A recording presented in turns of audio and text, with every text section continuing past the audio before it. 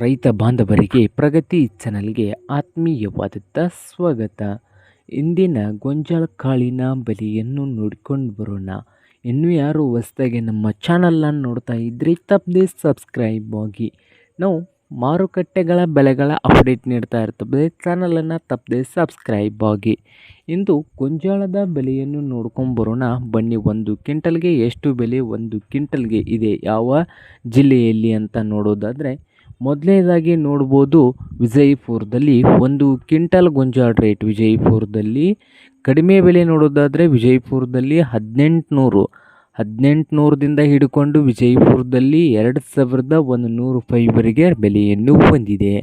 ಹಾಗೆ ಬಾಗಲಕೋಟೆಯಲ್ಲಿ ಒಂದು ಕ್ವಿಂಟಲ್ ಗೋಂಜಾಳದ ಬೆಲೆ ಬಂದು 1900ದಿಂದ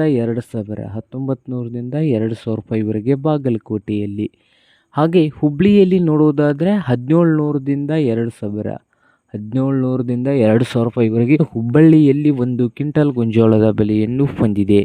ಹಾಗೆ ದಾವಣಗೆರೆಯಲ್ಲಿ 1900 ರೂಪಾಯಿದಿಂದ 2100 ರೂಪಾಯಿವರೆಗೆ ದಾವಣಗೆರೆಯಲ್ಲಿ ಗೋಂಜಾಳದ ಬೆಲೆಯನ್ನು ಹೊಂದಿದ್ದು, ಲಕ್ಷ್ಮೇಶ್ವರದಲ್ಲಿ ನೋಡೋದಾದರೆ 1850 ರೂಪಾಯಿದಿಂದ 1950 1850ರಿಂದ 1950 ಲಕ್ಷ್ಮೇಶ್ವರದಲ್ಲಿ.